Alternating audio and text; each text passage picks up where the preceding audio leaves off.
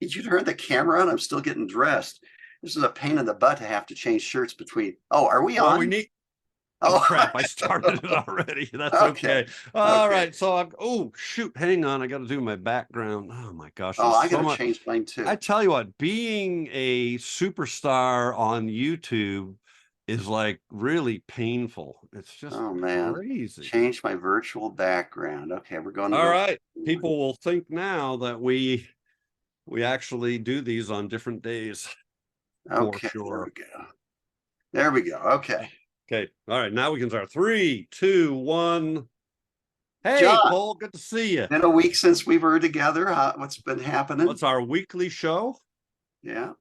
I bought milk, so I had milk for my cereal this morning. Good for you. So you got Okay, and some I've got a milk. topic, Oh, John okay, you actually got came one. up with. Do you think about the rules of composition as you are composing in the field? No. No. You know, Okay, next it's topic. interesting. Yeah, I mean, how's that for a short show? Okay, good to see you, Cole. I, No, so boy, let me expound. Go ahead. Do you have more to add to that? I, I'm so irritated when people say, "But look at your images. Many of them follow the rules of composition. You're following the rules of composition." I say, "No, I am not. Yeah. I compose to what looks good to me. And if you want to say that I followed a rule of composition, you can believe it, but I'm not. I don't think about them. I don't know them. And I'm going to tell you something that I know a lot of people won't believe. I don't know what the rule of thirds is. I really don't. I know it's got something to do with some grid lines. I've never looked it up. I've never wanted to know. It's so ridiculous to be thinking in those terms. You should have a vision, you should have an eye, you should learn to train your eye and not rely on a bunch of rules that are distilled from millions of other images. Because let's face it, they're going to look like an average image. I'm not looking for average images. I'm looking for something unique from my vision. So how do you really feel, Cole? Yeah, it's such an Pretty passionate irritating. about that. Oh, yeah. Well, and that's okay. Um, so so no, the answer is still no for me. I don't go out into the field. However, Cole, I'm going to argue for what I'm going to guess is the 80% versus 20%. Pareto's law or rule is it's a law, right? Or is it a rule? A Pareto. So the 80-20 rule.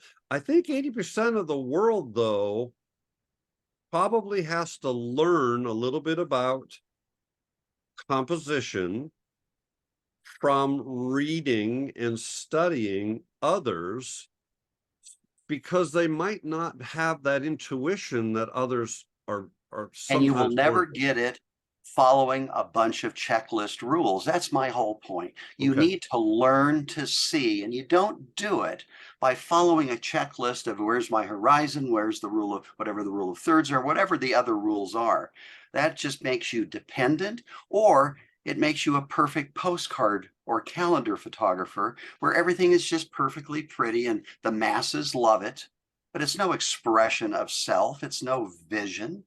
It's just creating pretty pictures for a calendar. Devil's advocate. Here's what somebody is going to say in the comments. So I'm going to save them the effort of writing it.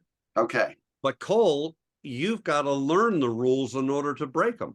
Yeah. Well, I never learned them. I never, ever did. Yeah. I know there is a rule of thirds, and I did have that one lady tell me I'm not supposed to put my horizon on the center line. Yeah.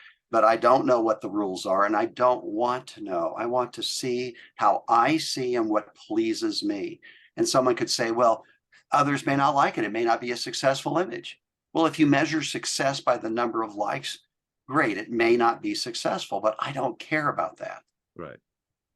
And that to me, that's ultimately what it is. So my little bit longer answer is, and it's not going to be a surprise because I've said it before, but it bears repeating over and over and over again because I think, Cole, you and I run into people who struggle, and we know that they struggle because one of the most popular responses you and I both get when we do a presentation is, thank you for giving me permission, which Just had that blows happen both two of our nights ago. minds. Yeah, Yep. it blows both of our minds because I didn't give you permission. You gave yourself permission, number one. Maybe something you said or I said has inspired them to finally say, well, I'm not going to think about the rules anymore. And if that's what we did, if we encourage that, great. But photograph what feels right. Does it feel right? I remember asking again a friend out in the field, I said, how do you know when it's level? I mean, I stink at level. Even I got a bubble level from my camera, and I still stink at level. And this professional turned to me and says, I don't ever use a bubble level. What I do is Never. I make it look right. I make Yes. it feel right. So if you're at Yes. an ocean, obviously it's got to be very level, because generally it's going to feel weird. But if you're in a mountain scene, who the heck knows what level is? I mean, unless you got Yeah. a barn in the front of it or something. But it should. So even when I'm cropping later, I mean, I'm looking at it then and saying, does this feel right? Is it Exactly. balanced? I mean, is there a rule for balance? I don't know. Maybe there is, but that's really important to me. Does something feel balanced? And when I'm out in the field with people, I'm actually going, your image is making me feel like this, when they're asking for feedback. And how does it feel to you? And they go, oh, now that you say that, it feels like it's leaning over. I said, yeah. So you might want to think about that. You might want to find a way to balance that, and possibly, and by the way, in the field, I never say you should. I always say you might consider, because who am Here's an I to? interesting thing. Sometimes people can't see their own image. I don't know why. Maybe True. because they're seeing it through their the way they'd like it to be, which is kind of vision. But if you were to show another person's image, they could see what they would like or not like about it. But when they're looking at their own, they don't seem to be able to see those same things. And that's perhaps one of the reasons I take an image and let it lay fallow for a week or two, look at it again with fresh eyes, and etc. Because I just went through an image I was printing for a customer, and I processed that in 2012. Interesting. And I saw something that bothered me, a little thing, Oh, and I now changed it. you saw it Yeah, now. yeah. Yeah. And it wasn't big, but it was a little thing that bothered me. But for some reason, when we're too close to an image, sometimes that blocks us a little bit. Yeah. And I've often said, I want you to be completely connected in the image capture phase, because that's important in my mind, to be very connected to what it is you're falling in love with and making photographs of. But then I tell them, I encourage them, I should say, the opposite. When they get home, maybe don't look at them right away, because all you're going to be attracted to, generally, from me, and I find others, is the low-hanging fruit. You're going to, oh, good one, good one, good one. But when I go back a month later after coming home from a shoot, I'll find a whole lot of other ones that I realized I was still madly in love with those images in the field. They just weren't the obvious low-hanging fruit. And to be honest, oftentimes the non-low-hanging fruit are the ones that rise up to be my favorites, which is kind of an interesting thing to think about as well. But yeah, back to the topic at hand, Well, let me say something about rules. What are rules? They are basically someone or all of us collectively have looked at billions of images and said the most successful ones tend to do this and tend to do that. So we think if we will tend to do this and tend to do that, we will be able to create a great image.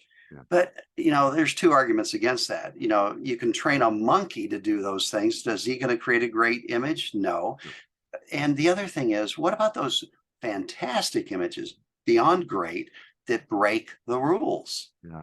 Those are the ones that you're eliminating from your vocabulary because you've got to follow the rules. And there are people who are such rule followers. Like that story I tell of the woman who was trying to get a long depth of field with a long with a long lens, but she was told she had to shoot at f8 because it was the optimal aperture for that lens.